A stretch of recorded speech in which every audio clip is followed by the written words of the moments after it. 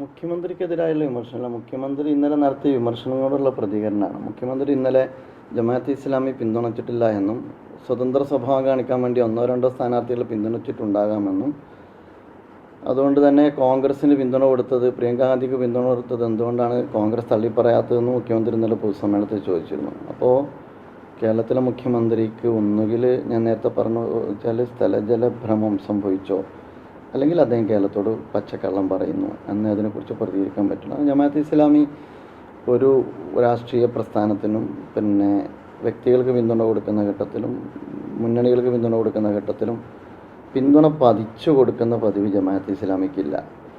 അതുപോലെ തന്നെ ജമാഅത്തെ ഇസ്ലാമി പിന്തുണ കൊടുക്കുന്നതെല്ലാം രാഷ്ട്രീയപരമായ കാരണങ്ങളാലാണ്. ആ രാഷ്ട്രീയം പറഞ്ഞും സംസാരിച്ചും അതുമായി ബന്ധപ്പെട്ട ആശയങ്ങൾ പങ്കുവച്ചിട്ടുമാണ് നാളിതുവരെ ജമാഅത്തെ ഇസ്ലാമി പിന്തുണ കൊടുത്തുള്ളത്.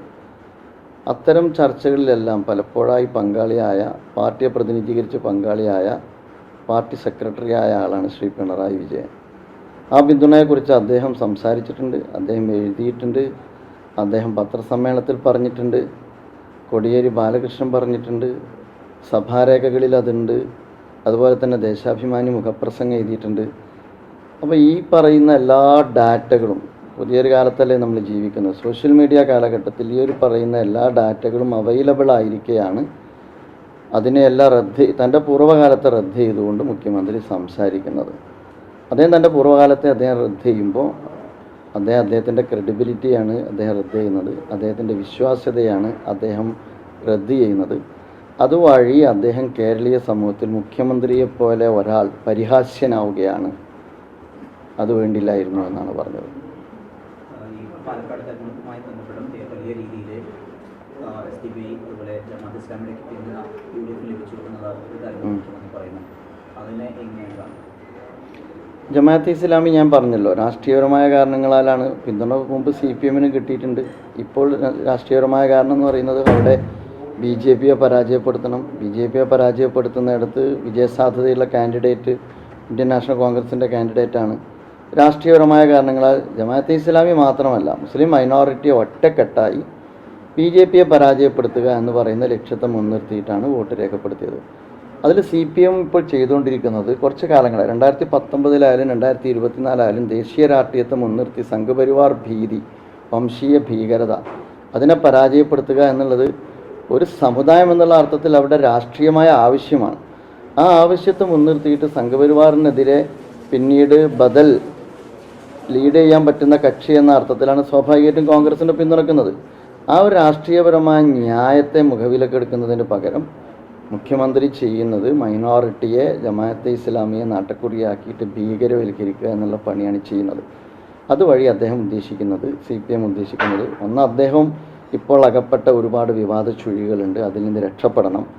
2, ഭൂരിപക്ഷ വോട്ട് കൺസോളിഡേറ്റ് ചെയ്യണം, അതുവഴി അധികാര രാഷ്ട്രീയം നിലനിർത്തണം എന്നുള്ളതാണ്. അത്തരമൊരു ധ്രുവീകരണ രാഷ്ട്രീയം ദീർഘകാലത്തെ മതേതര പാരമ്പര്യമുള്ള ഒരു രാഷ്ട്രീയ പ്രസ്ഥാനത്തിൻ്റെ ഭാഗത്ത് നിന്ന് ഉണ്ടാകാൻ പാടില്ലാത്തതാണ് എന്നാണ് ജമാഅത്തെ ഇസ്ലാമി വിശ്വസിക്കുന്നത്.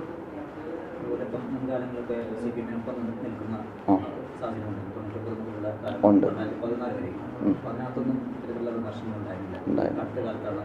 അതെ. അതായത് നിങ്ങൾ പറഞ്ഞ പോലെ 96-ലാണ് ദേശാഭിമാനിയുടെ അഭിമുഖം വരുന്നത്, പിന്നെ മുഖലേഖ ഇതാണ് എഡിറ്റോറിയൽ വരുന്നത്.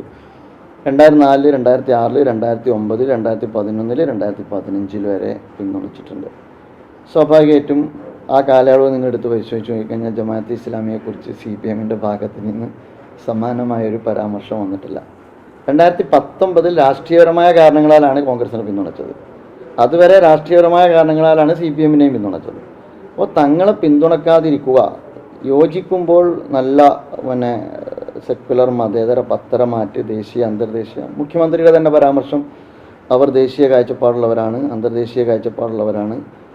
അതേസമയം വിയോജിക്കുമ്പോൾ സർവ്വദേശീയ പ്രസ്ഥാനമാണ് എന്നത് വിമർശനമായിട്ട് ഉന്നയിക്കുക എന്ന് പറയുന്നത് ഒരു ക്രെഡിബിലിറ്റി ഉള്ള, അതുപോലെ തന്നെ രാഷ്ട്രീയ സദാചാരം കാത്തു സൂക്ഷിക്കുന്ന ഒരു മതേതര രാഷ്ട്രീയ പാർട്ടിക്ക് ചേർന്നതല്ല, പ്രത്യേകിച്ച് മുഖ്യമന്ത്രിക്ക് ചേർന്നതല്ല. അതുപോലെ ഇപ്പം സർക്കാരിന്റെ നീക്കമാണ് മുൻപ് ജുഡീഷ്യൽ കമ്മീഷനെ നിയോഗിച്ചത്. അതിനെങ്ങനെയാണ് കാണുന്നത്? മുനമ്പം വിഷയത്തിൽ ജുഡീഷ്യൽ കമ്മീഷനെ കുറിച്ച് ഞാനിപ്പോൾ കമൻ്റ് ചെയ്യുന്നില്ല, പഠിക്കണം. ഞാൻ പറയുന്നത് മുനമ്പം വിഷയത്തിൽ എന്തിനാണ് ഇത്ര കാര്യങ്ങൾ നീണ്ടുപോയത്?